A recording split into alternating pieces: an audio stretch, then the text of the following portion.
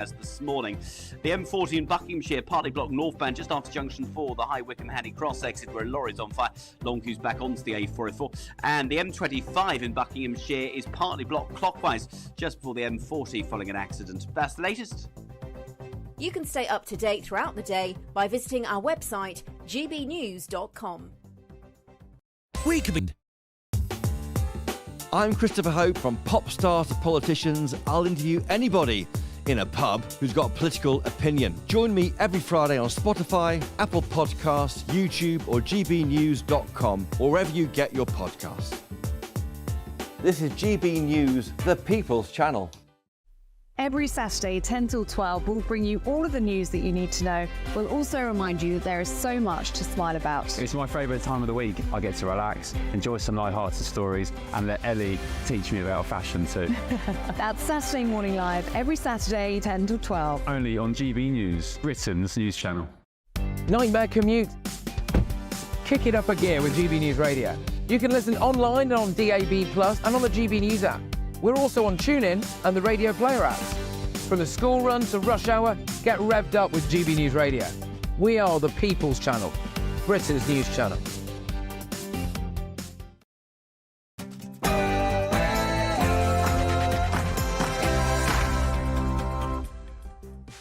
Hello there, it's 6 o'clock. I'm Michelle Dewberry, and this is Dewbs & Co. Coming up today, the fallout from the budget begins. We will have an exclusive interview with the Chancellor, Rachel Reeves. Did I mention she's the first female one? Does that inspire you or not?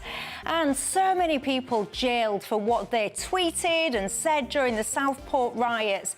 Fascinating interview. I'll be speaking to one man tonight who says that he felt pressured into pleading guilty, but he refused. I'll bring you his shocking story. And a pride poppy, a focus now on things like diversity and inclusion, references to Stonewall. What is going on with the Royal British Legion?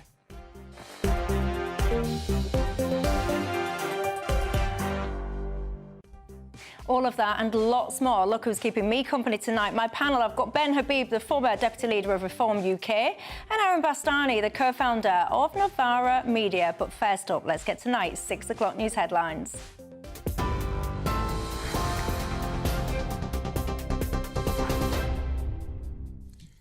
Good evening. The main headlines from the GB News Centre.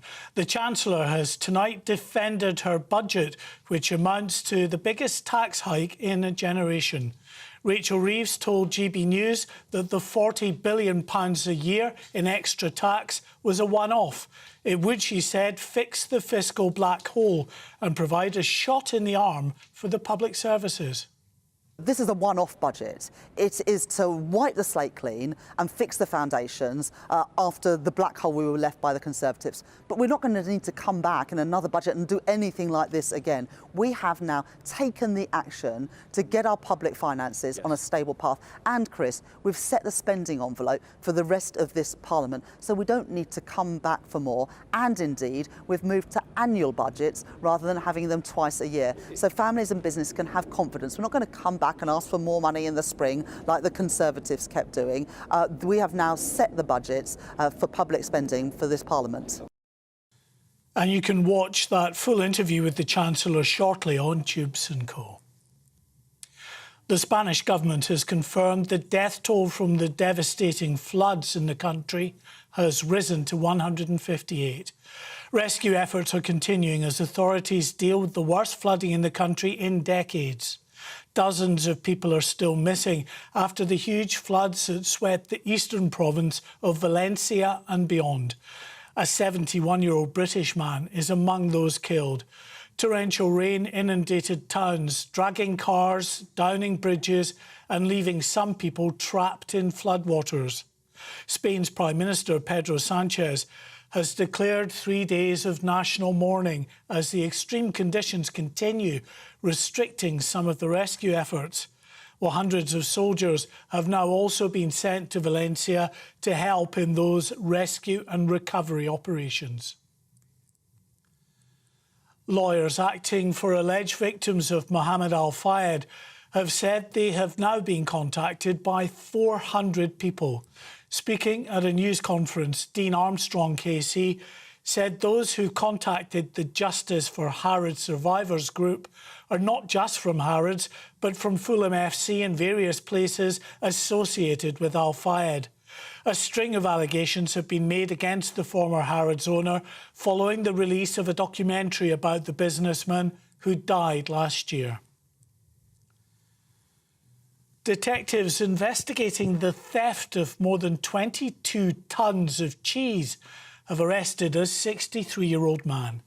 Scotland Yard detectives spent the last 10 days on the trail of the suspect after the theft from Neil's Yard Dairy, an artisan cheese supplier in South London. The theft traumatised the cheese-loving world, with even the celebrity chef Jamie Oliver urging his followers on social media to be alert for lorry loads of posh cheese being sold on the cheap.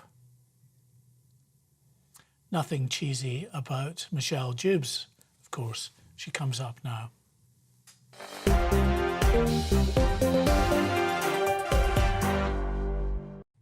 Nothing cheesy about me, that's for sure. But if I was presented with a good deal on some posh cheese, I think I would have to politely decline, because I'm quite a simple person. Just mature cheddar would do it for me. What about you? Look, I am Michelle Dewberry. I'm with you till 7 o'clock tonight. Alongside me, my panel, Ben Habib, the former Deputy Leader of Reform UK, and Aaron Bastani, the co-founder of Novara Media. Welcome to both of you. Evening.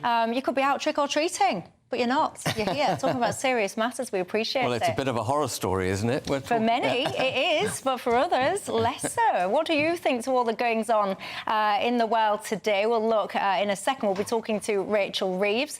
I've got a fascinating story to share with you tonight. So many people behind bars because of things that they had to say about the goings-on surrounding the horrendous situation in Southport. I'll be talking to someone who was very much caught up in that. You can get in touch with me all the usual ways. Email gbviews@gbnews.com. You can go to the website, gbnews.com/yoursay, or you can tweet or X me. But look, it is the day after the budget, and lots of people with different opinions. But look, our political editor, Christopher Hope, sat down with the Chancellor, Rachel Reeves. Let's listen. Rachel Reeves, thank you for joining us tonight on GB News. How did it feel being the first female Chancellor ever to do your budget? I felt a huge pride in being the first ever female Chancellor of the Exchequer. This role has existed now for 800 years and never a woman has done it. And to stand there at dispatch box and I hope send a signal to young women and girls that there should be no ceiling on their ambitions. To smash that glass ceiling, yeah, it's a big deal and I'm proud to have done it. And that's the limit on your ambition, or is there one more job you want in government, the bigger job? I've always wanted to be Chancellor of the Exchequer, and I think that's everyone knows that. I started my career as an economist at the Bank of England. I worked in the private sector in financial services after that. Yes. This is a job that I've always wanted to do, and it's great to finally be here, even in quite challenging circumstances. Of course, you're coming to GB News viewers 24 hours after the budget. You couldn't meet us or talk to us on the breakfast show today. Some disappointment. You do care about our viewers at GB News, don't you? Yes, and we've done these interviews on many occasions since I've become Chancellor of the Exchequer, and I look forward to many more. Your manifesto says you won't increase tax on working people, and that's why you're not going to increase national insurance. You just hiked it by up to £25 billion. How can voters trust you? Well, we were clear in our manifesto that the key taxes that working people pay, income tax, national insurance and VAT, we wouldn't increase, and we haven't increased income tax on working people, but we have increased income tax on business. Now, I do recognise that will have... Sorry, we have increased national insurance on business, and I do recognise that that will have an impact on people right across the economy. But we faced a situation where there was a big black hole in the public finances, and I made a commitment. The number one commitment was to bring stability back after the chaos and the instability we've experienced the last few years. And that meant having to increase taxes to fill that black hole, to put our public finances back on a firm footing. It's so important to do that. Otherwise, you have what we've had in the last few years, which is volatility in financial markets and playing fast and loose with the public finances. It is, in the end, working people who pay the price for that. The ABR says that real wages will stall in 2026, 2027, as firms pass on their margins and the cost of high employer NICs. Is it right then that people are going to get a bit poorer under your plans? Well, the Office of Budget Responsibility forecast that real household disposable income is going to increase by an average of 0.5% a year through this Parliament. And that compares, Chris, to the last Parliament where living standards stagnated. So it's a world away from the stagnant living standards. It's real terms increases in what families have in their bank accounts and in their pockets. But do I want to go further and faster and better improve the living standards of working people? Absolutely. It's why we hosted just 2 weeks ago the first International Investment Summit of this government, where £63.5 billion of investment by the private sector was unlocked. And that was great news because that will create good jobs, paying decent wages all across the country. And I want to see more of that. Real wages will stall in 2026, 2027. Is the OBR wrong in that case? Well, look, I think the most important measure is the real household disposable income, because that is what people have in their pockets after taxes. And the OBR say that will go up. Do we want to do more to grow the economy and improve living standards? Absolutely. We're less than 4 months into this Labour government. We've made a start. The budget yesterday brings back the economic and fiscal stability that our country has lacked for a long time now. And the forecasts yesterday show that living standards are increasing after the stagnation in the last Parliament. The OBR says you'll only raise 16 billion rather than 25 billion from your increase in national insurance. Does that mean you'll come back again and increase it further? No, that's all factored into the OBR's forecast and indeed our forecasts. And look, this is a one-off budget. It is to wipe the slate clean and fix the foundations after the black hole we were left by the Conservatives. But we're not going to need to come back in another budget and do anything like this again. We have now taken the action to get our public finances on a stable path. And, Chris, we've set the spending envelope for the rest of this Parliament, so we don't need to come back for more. And, indeed, we've moved to annual budgets rather than having them twice a year. So families and business can have confidence. We're not going to come back and ask for more money in the spring like the Conservatives kept doing. We have now set the budgets for public spending for this Parliament. If employer nicks are passed on to employees, then that will be paid for by staff in the private sector. But the post said it won't pay the same charge, will they? Are you pitting one class of worker against another one? Well, look, it's up to businesses in the end how they pass on the national insurance increase. Productivity gains, efficiency gains, slightly lower profits. It may mean in some workplaces a slightly lower wage growth. But the Office of Budget Responsibility, when they look at the package as a whole, say that real household disposable incomes are going to start rising again after the stagnation that we saw in the last Parliament. And let me just also say this, because for the smallest businesses, 865,000 smallest businesses in our country, they will pay no national insurance contributions because we've made a carve out to ensure that they are not affected by these changes and indeed will pay no national insurance. Are you worried about mortgages going up? The OBR also says they'll go up higher than under the forecast of the Tory party in March. Well, what the OBR say is that interest rates will come down during the course of this Parliament. Now, those are decisions for the Independent Bank of England, and I used to be an economist there. I'm not going to second-guess their decisions. It's right that they make those independent decisions. They're going to 4.5%. Interest rates, they're going up, aren't they, in the document, in the OBR? No, over the course of the forecast, they fall, interest rates. But look, those are decisions for the Independent Bank of England. Yes. I respect those independent economic institutions who hold our feet to the fire and make sure that we have good economic policy making when they are properly respected. I have some quick questions here from viewers and listeners. Ken asks, can you list what goes into the £22 billion black hole? We know 9.5 billion is accounted for by the OBR. What's the rest of it?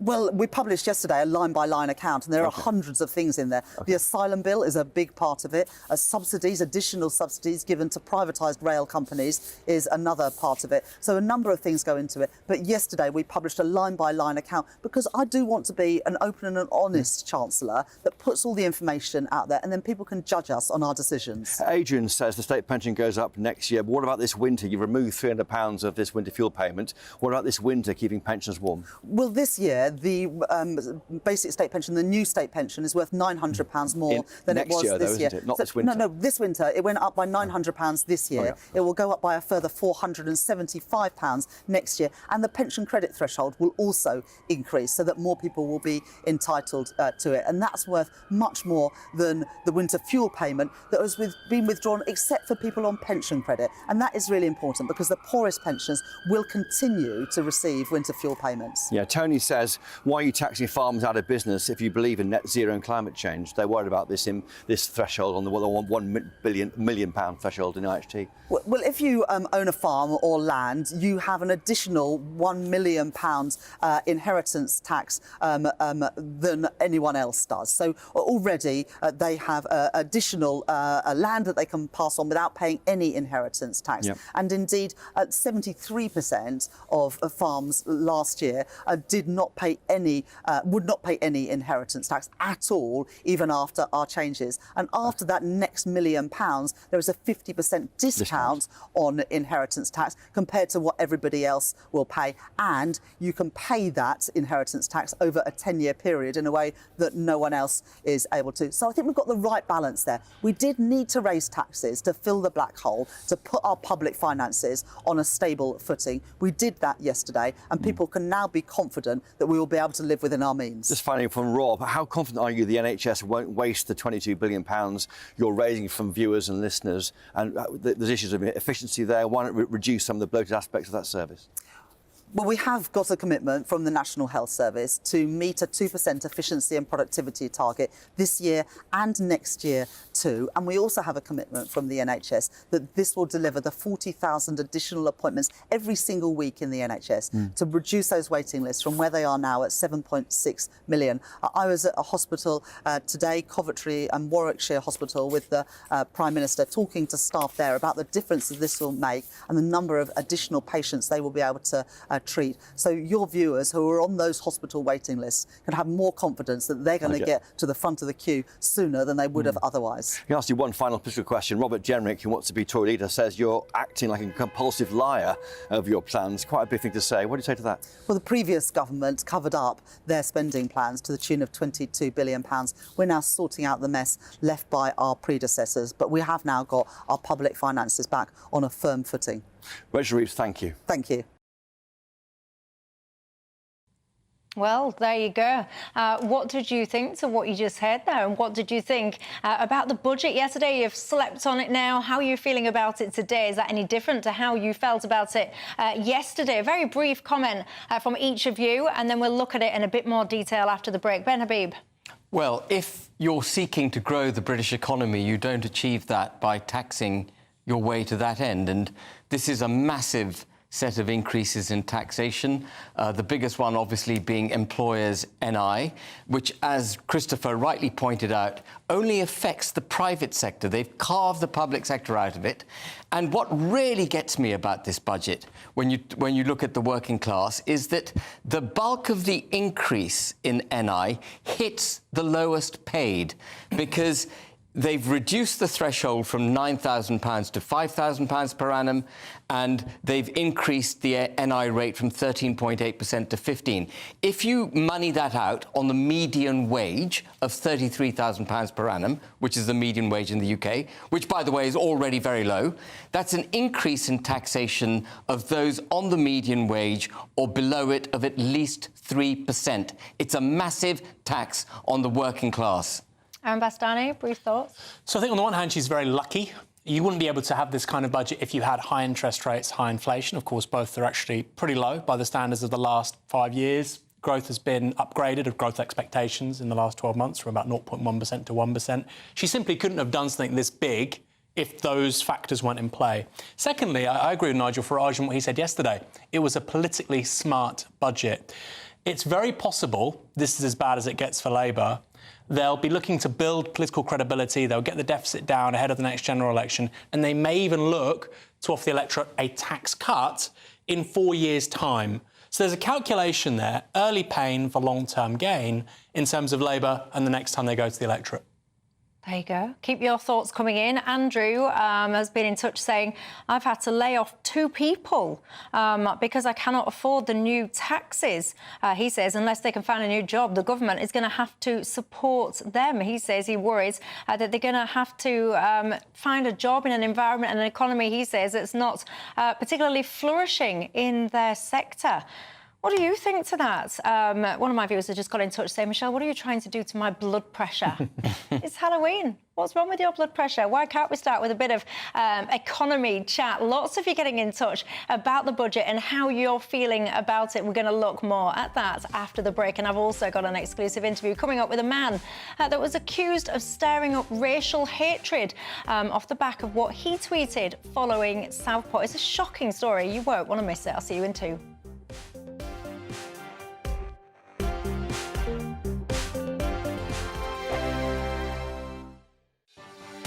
Martin Daubney, weekdays from 3 p.m. We shot with the London Eye in the background, so it's quite an iconic shoot to do my cover of the Playboy magazine. So, and you moved into the mansion for a while. Hugh called you the British Carmen Electra. You were one of his favourites, and it's renowned for its parties, of course, over there. You must have had a few of those. Must have been wild times. Fantastic parties, yeah. I mean, I met some incredible people. I will forever respect him and everyone at Playboy for the love and the support. And you were on giant billboards, you were modelling for Nike, for Reebok, you're earning thousands of pounds a day. Well... absolutely like living the dream in terms of a model's lifestyle, and then things began to change. Well, I've been living in Windsor for 4 years, and I can't get back into Windsor at the moment. The rents have gone ridiculous. I was paying $550 a month, and then the landlord just turned around one day and said I need to be paying $750. And I didn't really have a proper tenancy agreement, and I looked through it and I said, oh, can we get something in, writing? And he was like, oh. So in the end, I wrote a tenancy agreement out from off the internet and I got it all signed. But then he went, if you're not going to pay the extra £250 a month, then you're going to have to move out. And I was like, well, you're going to have to give me 4 weeks. I can't just move out. I've got nowhere to go.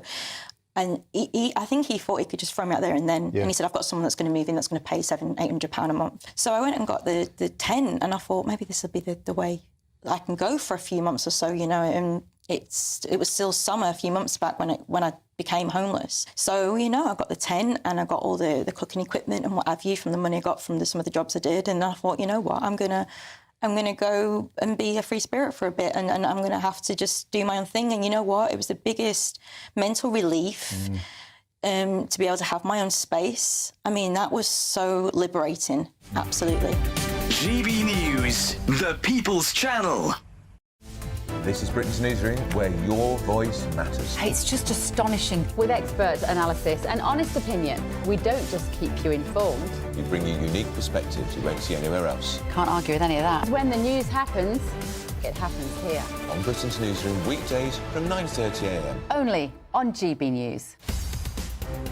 In the GB Newsroom, we bring you the news as it happens. With our team of dedicated journalists across the UK, we're ready to keep you up to date with what's happening every half an hour, every single day. Bulletins here on GB News, the People's Channel, Britain's news channel. Join me, Nana Akwe, for an informative, interactive news programme with a difference. It's fun. No, he didn't say that, Dave. I'm so surprised. I think there's an element of truth to that. Join me from 3 p.m. every weekend, only on GB News, Britain's news channel.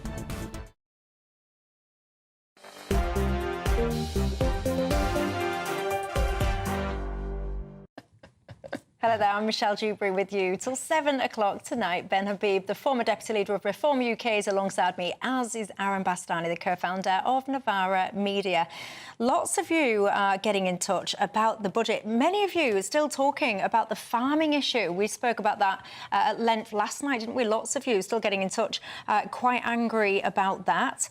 One of my viewers, Paul, he's got in touch and said, Michelle, I worry that we're heading towards a housing crash. He says landlords and property owners are being persecuted. You're a property man, Ben Habib. What do you think to that? Well, I think he makes a very good point. We've got the rent reforms, as they call them, going through the House of Commons as well, which is going to make no-fault evictions illegal, is going to make it difficult to increase rents on tenants, is going to give more power to tenants to bring in their pets and do whatever they like in your property. So you've got all that going on, which is problematic for landlords. Then you've got all the net zero requirements that are being foisted on landlords, having to get down to energy performance certificate ratings of C by 2027 and then B by 2030, which puts a big burden of expenditure on landlords. And then on top of that, you've got potentially rising interest rates because she allows debt to get out of control because of all the spending that she's doing. So mortgage costs go up. And then on top of that, if it wasn't already bad enough, she's increased stamp duty on second home ownership, which will hit everyone who's buying a buy-to-let property. With immediate effect, of course. So with immediate effect. So all these burdens. But hang on, by the way, so it's not just about people that are buying a buy-to-let property. This is about anyone that's got an additional home now. So I don't know. Let's just say you divorce your wife or whatever, and you stay as a part owner of your previous property, but now you've got to find somewhere to go and live with your children. So now you're getting yourself in additional property territory. So it's not just about landlords caught by that. I was thinking about the broader economy, that because you do want landlords owning property and renting them out. That's an important part of the economy. And she's absolutely attacked all of that. I mean, the previous administration attacked it in many ways, which probably haven't got time to go into, and she's doubled down on the attack. Private ownership of property is vital. It's the lifeblood of this country, and successive governments keep hitting it. Yeah, but there'll be many people at home that say, well, that's really great because you are a property owner. But many people will say, yes, it should be a just opportunity for people, but people are finding it so far out of their reach now to even consider being able to leave their parents' house to get a house of their own. What elements of it are jumping out for you when it comes to the budget, Aaron? Well, I would say we need fewer landlords and more homeowners. That's a conversation for another day. I think that Labour are really focused on two things specifically. The first is the NHS, right? That is one of the major reasons why they were voted in. They need to absolutely address waiting lists, and they need to basically provide a much better service within a 4 to 5 year time frame. Very hard to do. If they do that, they'll keep a huge chunk of that vote they got in July. That's the first thing. Secondly, and a bit more complicated, is the cost of borrowing. Now, in terms of servicing our public debt in this country, last year it was about £114 billion. It was 10% of all government spending was servicing the debt. In 2019, it was about 5%. So you've had a huge increase in the cost of servicing our debt. The concern is, and we have a debt-to-GDP ratio of about 100% now, which is really high by post-war standards. If the costs of borrowing fall and Labour address the NHS problem, they will be re-elected with a significant majority. If the costs of borrowing go up, and there is what Ben is saying, something of a deficit/debt crisis, and they fail to address the NHS, they will not be re-elected. So I understand the strategy in so much as they are laser focused on these two issues, the cost of borrowing and the NHS, and they've gone really big. They've gone really big because they know there's not an election for another 4 or 5 years. And if those two things work out for them, their quid's in, they will be back in number 10 after the next general election. I can hear you all the way here from this TV studio. I can hear some of you at home screaming at your TV set saying if they don't address immigration, Michelle, they will not be re-elected in the next Parliament. Lots of you getting in touch already, pointing your thoughts out on that one.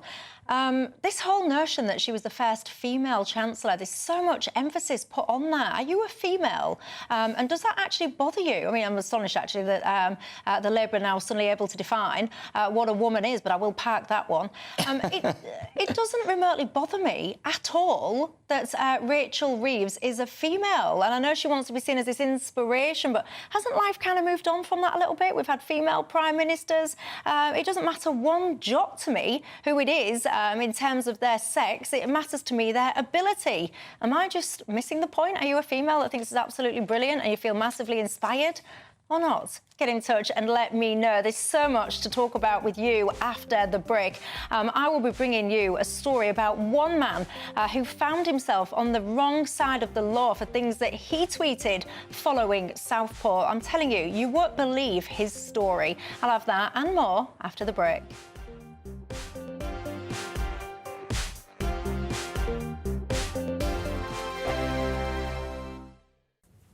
Hi there, welcome to the latest update from the Met Office for GB News.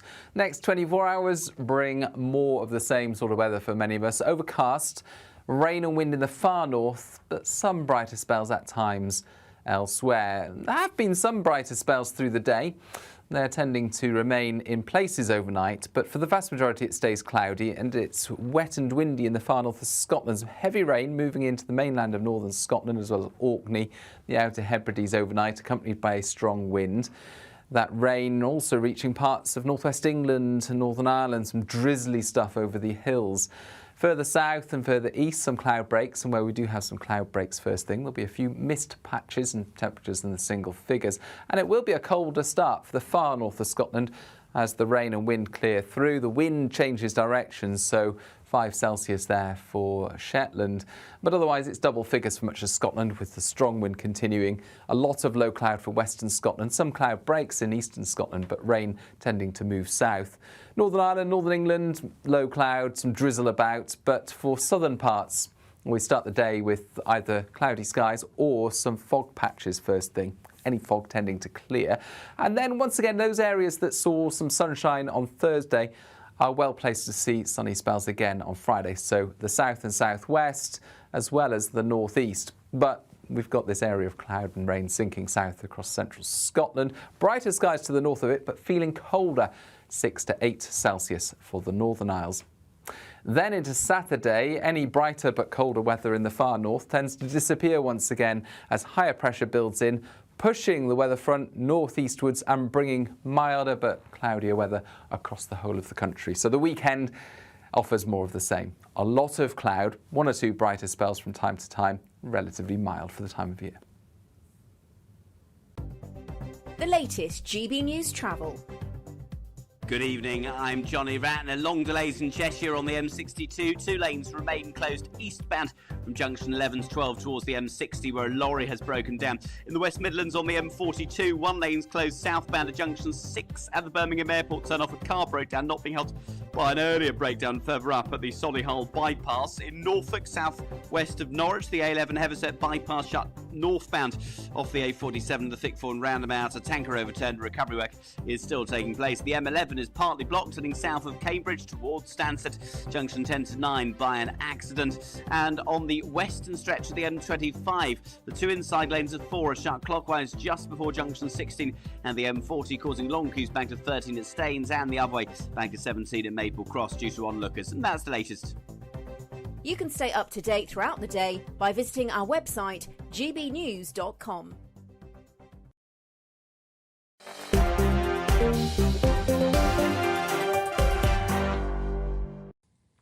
Hello everybody, I'm Michelle Dewberry and I'm with you till 7 o'clock. Ben Habib, the former Deputy Leader of Reform UK alongside me, as is Aaron Bastani, the co-founder of Novara Media.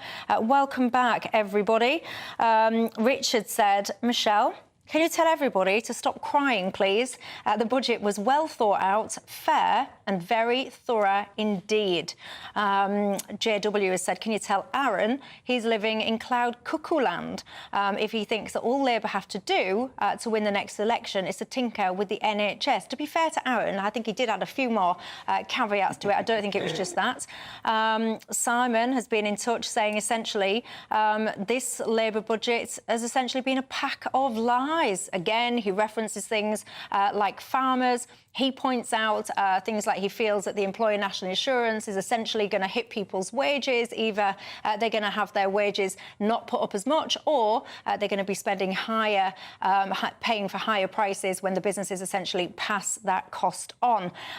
Keep your thoughts coming in. Lots of people saying, where is this line-by-line breakdown of the £22 billion black hole that we all keep hearing about? Well, there you go. Look, we all know what happened in Southport, don't we? Absolutely horrendous situation there. We also know the aftermath of what followed. So many people took to social media to vent their frustrations. Many people crossing the line, saying things that other people would really rather that they didn't. Some people tweeting potentially offensive, racist things and all the rest of it. But there was always a big debate, wasn't there, about where is the line in a free society? Shouldn't you be able to vent your opinions weekends. Well, many people have found themselves behind bars. I've sat down for an exclusive TV interview with one man, Mark Heath. Get this, everyone. He's a former prison guard. He was accused and charged, in fact, with stirring up racial hatred online following those Southport attacks. I spoke to him earlier today. Just give you a quote from the French writer Voltaire. And Voltaire says, "I disapprove of what you say, but I defend to the death your right to say it." We used that at my trial. 7 o'clock on a Wednesday morning, about 7 officers turned up at my door. I was the only one awake. My lad was downstairs with me. And the initial charge they arrested me for was publishing written material with the intent to stir up racial hatred. Carted me off, wasn't allowed to speak to my wife, and I was taken away by 2 officers, and the other officers remained at my property and searched it from top to bottom. Took my lad's iPad off him and phones and anything like that. But yeah, turned the house upside down. So I actually spent the first night that I was arrested in hospital at Leicester Royal Infirmary, being pumped with morphine and stuff to try and get my pain under control, and stayed there for over a day. Then I was taken back to the police cells. And when you was in hospital, was there officers alongside you? Were you on your own? How does that work? There was 3 officers at all time. It was like I was a murderer, if I'm honest. There was a lot of pressure to plead guilty. There was talks of there's no way out of this. People are being put into prison. There was an awful lot of pressure. I felt a lot of pressure to be going down that route by different individuals. And that was all the way through the process. I mean, I had to go to a magistrate's court first and do a plea there, which I pleaded not guilty. And they almost laughed at me as if to say, "Why are you pleading not guilty?" And it was like that. And that was a plea hearing whilst I was in HMP Peterborough. They had to do it by video link because of my health. I was in a wheelchair at this point. Just explain to the viewers at home that have never set foot inside of a prison. When you say you was in a prison for weeks, describe what life was like for you in prison. It's an old building, Leicester Prison, HMP Leicester. But I was in a wheelchair and I was on the 2nd floor, so I couldn't do anything. So in that 2 weeks, I struggled to get around the wing. I couldn't get to the servery to get my food. I couldn't go out on exercise. I couldn't shower. It was horrendous. There's lots going on in the prisons. I mean, I sat there at my cell door. You get 2 hours association a day, and that's the only association you get, and watched all sorts of things going on, which I won't go into now, but I'm sure you can imagine. Was you scared? Initially, yeah, I was, because everybody was aware who I was, it really freaked me out, to be honest. There was an incident where I ended up with black eye. Again, I don't really want to say too much about that, but there was an incident. So I did felt I had a target on my back. I was obviously out on bail when the trial started, so I was being wheeled into court every day by my wife in a wheelchair. I found it the most stressful thing that has ever happened to me. I mean, we've been through a lot as a couple and as a family, but this really finished us. I was having seizures. It was just a real horrible experience. It lasted a week. We got to Friday. The jury was sent to make its decision. And how did you feel when you heard not guilty? It was such a weight off my shoulders. It really was. It was like a big relief. I remember fist pump in the air. It was like I'd taken on the establishment, if you like, and won. Sir Keir Starmer was very quick to do media press conferences and announce that people that were angry about the goings-on in Southport were essentially far right. That inflamed a lot of people. What's your view on that? Well, free gear Keir. What can I say about him? I honestly believe, and I said it in my trial, because there was a movement on Twitter I'm sure people will be aware of it, and it was basically far-right Thugs Unite. But it was after what Keir Starmer said in his public address after the riots started taking place. I honestly believe that he could have handled it so differently to what he did. What he did was actually alienate the people. He basically put everybody into a bracket when there was no need to do that. There were people rioting, which was wrong, and I condemn that 100% in my trial. But there was also people that were protesting that had a genuine concern about a lot of issues in the UK. I just think that the Southport attack wasn't a chance for people to go crazy. It was just a tipping point of things that have happened up to that point. And there are many people that are genuinely concerned about the state of the UK, who we've got living amongst us, immigration, etc., etc. So they have a right to protest. Looking back, would you have done things differently if you rewound back to the day of the Southport attacks and stuff? Would you have done anything differently?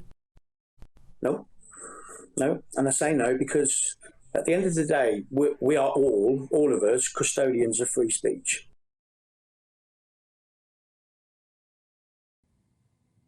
I've got to say, that was I did a much longer interview with that gentleman there, and you can see the longer extended version of that.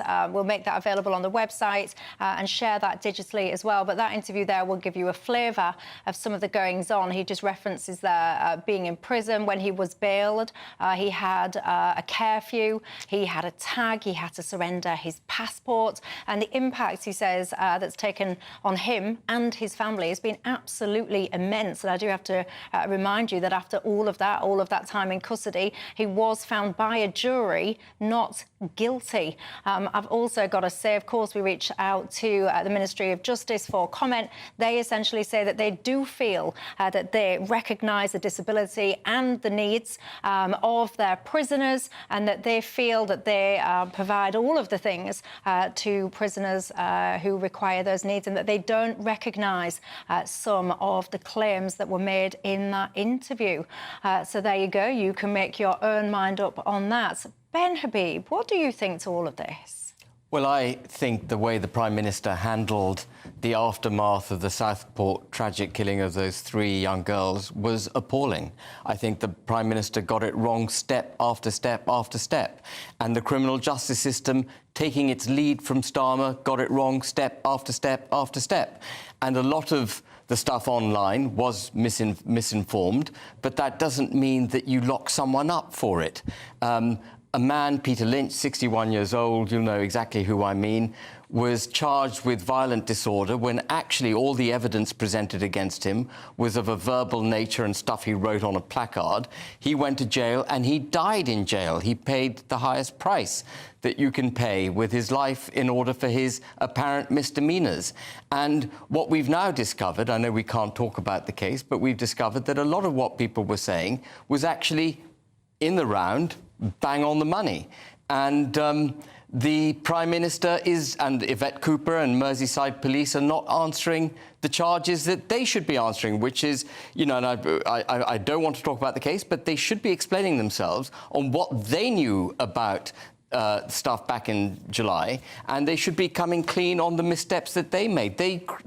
Starmer politicised the protesters and he directed the criminal justice system in a way that I've never seen a Prime Minister do before, and I think he did it erroneously, and he stoked the flames of discord in this country as a result of doing what he did.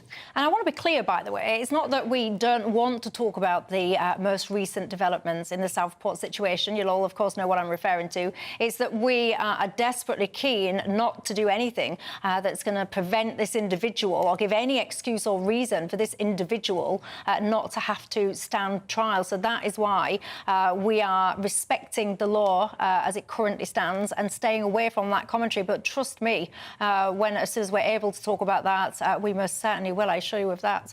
Aaron Bastani, your thoughts? Well, I found his concluding remarks there quite strange. So obviously, my strongest feelings towards him and his family, it sounds like a very horrible thing to go through. I don't think he was guilty of stirring up racial hatred.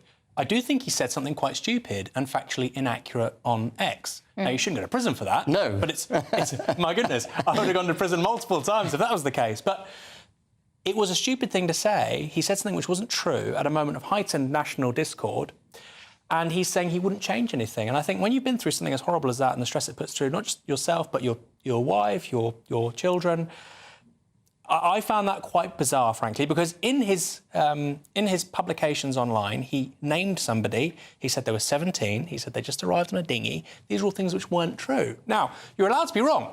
You don't have to go to prison for that. But you're a 45-year-old man. I mean, I'm 40. I would, if I made a mistake of that gravity, say, my apologies, sorry. However, we live in a country of free speech. I shouldn't be going to prison for it. I think that's a perfectly reasonable, sensible defence. Park that for a moment. In what he would say, and I know because I've spoken to him at length, and like I said, there is an extended version of our interview available. What he tweeted, he believed at that time to be accurate. So he wasn't trying to spread misinformation, he would argue. Of course. And he certainly wasn't trying to stir up racial hatred. So I think what he was referring to there at the end was that if he was presented with a situation again and he had material that he thought and believed to be true, then he would not be afraid to share that. I think that was the point that he was... Right. But given he's now in receipt of the facts, I presume that he wouldn't just publish something which was inaccurate, because, I mean, that just doesn't help anybody. And what I would say is, look, I've always said that we should have a constitutional right to free speech in this country. I think many of the people that were arrested for effectively just opinions. And broadly speaking, unless it's incitement against somebody in a very strong, direct way, you shouldn't be charged criminally for having an opinion about We had perfectly good laws in the past which would have done exactly what you described, and I completely endorse what you say. There's got to be an incitement to violence for it to carry a criminal charge.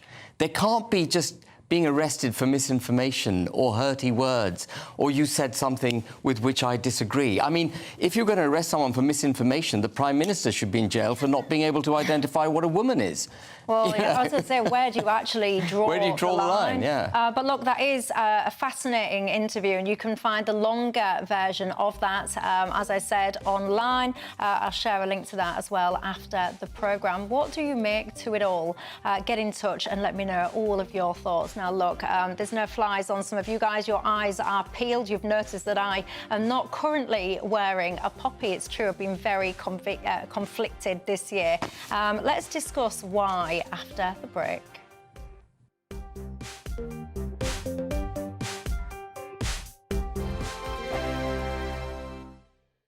This is GB News, Britain's news channel. Good morning, Georgia. Your story is incredible. Just remind us of it. You quit running in, was it 2017? Because I mean, to be quite frank, your body was knackered, you had injuries, you thought you couldn't go on anymore. But then you started running again at Parkrun in 2022. And of course, this summer at the Olympics, you won bronze. Yeah, that's absolutely right. Yeah, it has been a bit of a journey. And yeah, there was a period of time where I stopped running completely. And then Parkrun was just something I got into with my friends, my family, just local community. And I started to see the improvements that led me to get back in contact with my old coach, and just worked my way back up to elite level running and got a bronze medal this summer in Paris. Did you ever think that would happen when you were beginning to take part in parkruns again? Did you ever think you'd be winning bronze in the 1500 metres at the Olympics? No, not at all. It would have been absolutely bonkers, I think, to think that at the time. It was just building my way up, but it was all about finding happiness in running again. And that's really what parkrun does, I think, really well. And can you just tell us and the audience what had happened to you in 2017? So I had been like a good junior athlete. I had gone over to the US on a track scholarship at university, and I just experienced so many different injuries. So various stress fractures in my shins, and I just graduated and just thought there's no way I can run anymore. So took a big break. And then, yeah, over the past few years, I just got back into running slowly, built it up, and parkrun is just something that is on every Saturday. So many parks across the UK, very accessible, free. So it was just a really good way to get back into a fun but semi-level of competitive running. The People's Channel. Court cases. A presidential dropout. Assassination attempts. This has been a US election like no other. And if the polls are correct, it's on a knife edge. On Tuesday night, stay up with us as the drama unfolds and America decides their next president. We'll discuss what it means for them, for the world, and for our special relationship. America Decides, Tuesday night from 11. Only on GB News. Mark Dolan tonight is your weekend dose of news, debate and entertainment. This sounds like a wild conspiracy theory. Don't miss My Big Opinion. Mark Meets at My Take at 10. Democracy is a funny old thing. And we don't do boring, not on my watch. I just won't have it. Let's go and get another glass of that bubbly. You've earned it. That's Mark Dolan tonight, Saturday and Sunday, 9 to 11, only on GB News, the People's Channel, Britain's news channel.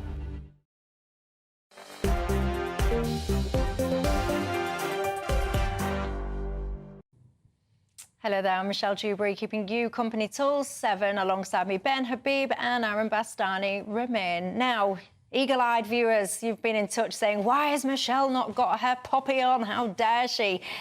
Well, look, I am a very proud supporter of our veterans and a very proud supporter of poppies normally, and I do my bit, make my donations and wear them with pride. But this year, dear viewers, I must admit I have felt slightly conflicted about which direction to go in, because a few things have caught my attention. The Royal British Legion have come under a lot of criticism for their brand new, what they call in their Pride poppy. Also, as well, they were very proudly talking about their affiliation with Stonewall and specifically the Stonewall Diversity Champions Scheme. There's been lots published about their focus on diversity officers and so on and so forth.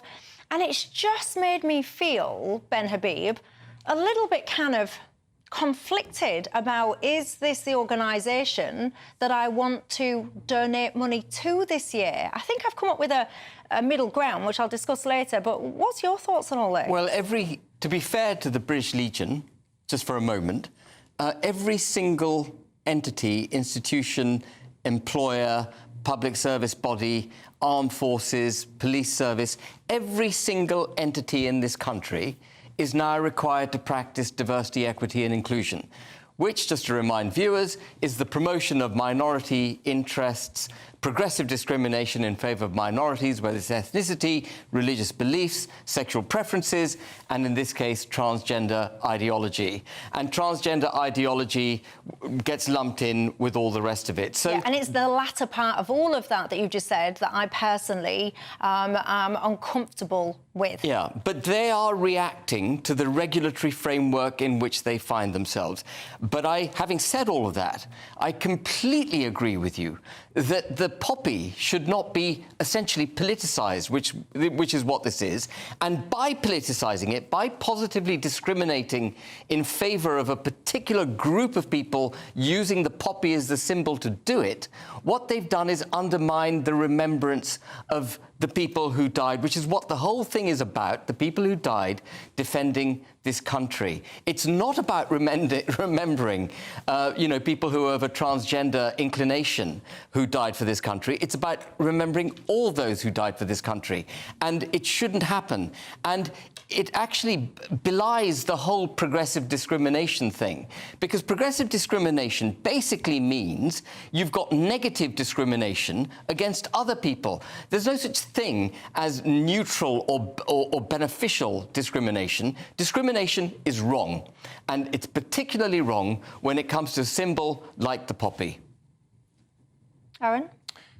So I saw Ben Butterworth at the weekend talk about this issue on this channel, GB News, and he made a really compelling argument. What I would say is, if you go online, go to Royal British Legion website, you will see dozens, maybe even hundreds of kinds of poppy I've seen them. pins. They've got a Hull City one. Hull City, Carlisle United, Manchester City, you name it.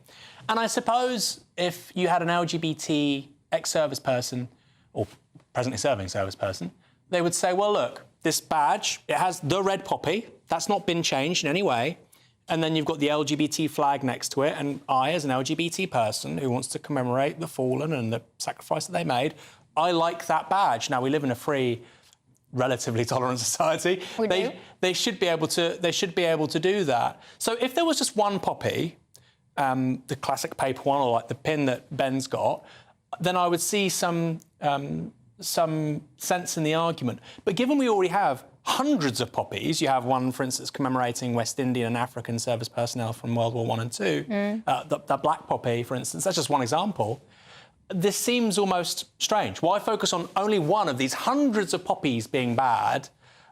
However, I can see the argument for just the classic one. And this is where the conflict is coming from, because I completely agree with you. I looked at all of these, and there's also a police one as well, actually, which then made me think, actually, it's not. The issue is not about, for me anyway, it's not about the pride flag being attached, because, as you say, this is just one of a whole spectrum. For me, it was more about the affiliation with Stonewall. I am very against this whole kind of, I regard it as some kind of activist ideology, trying to confuse children. It's not what I am comfortable with, and I'm therefore not comfortable giving my money essentially to organisations that perhaps will indirectly end up with the likes of Stonewall. It makes me uncomfortable. But on the flip side of that, given that I'm very respectful of the veterans and the cause that the poppies represent, I've come up with a middle ground. Look, I've come up with this. This is what I'm going to do as of tomorrow. Last year, one of my loyal viewers knitted me this one. So this is what I'm going to do this year. I shall absolutely join with everybody, and I shall wear my poppy with pride. And I will say a big thanks again to the viewer that knitted that for me. And also, as well, many people will get in touch and support that badge, the particular badge, because, of course, it was illegal to be gay in the military until actually not that long ago, which is pretty damn shocking when you do think about it. But anyway, look, I know that many of you have had similar internal kind of conflicts about this issue this year as well. Get in touch and tell me what you've decided to do. I've got to say that the Royal British Legion, once there was a bit of a hoo-ha about all of this, they deleted the bit on their website about Stonewall and reckon that they don't have any relationship with them anymore at the moment and don't give them money. So there you go, make your own mind up on that. But for now, thanks, guys. Have a good night. I'll see you tomorrow.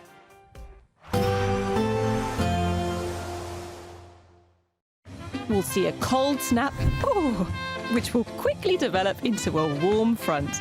Boxed Boiler Repairs, sponsors of weather on GB News. Hi there, welcome to the latest update from the Met Office for GB News.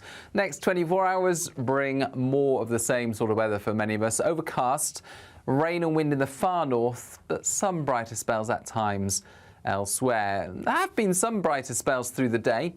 They're tending to remain in places overnight, but for the vast majority it stays cloudy and it's wet and windy in the far north of Scotland. Some heavy rain moving into the mainland of northern Scotland as well as Orkney, the Outer Hebrides overnight, accompanied by a strong wind.